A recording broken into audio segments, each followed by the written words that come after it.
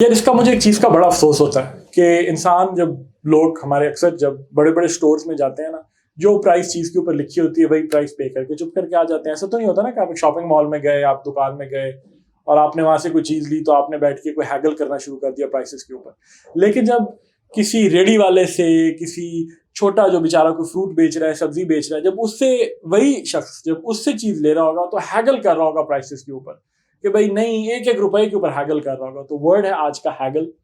Hegel का मतलब bargain करना, स्पेशली प्राइस के ऊपर बार्गेन करना, निगोशिएट करना प्राइस के ऊपर। हैगल ठीक है, जरूर करो, हैगल करना चाहिए जहां मुमकिन हो, but please don't be unreasonable when haggling over prices. Sentence में यूज किया है, do not be unreasonable when haggling over prices. Hegel verb है।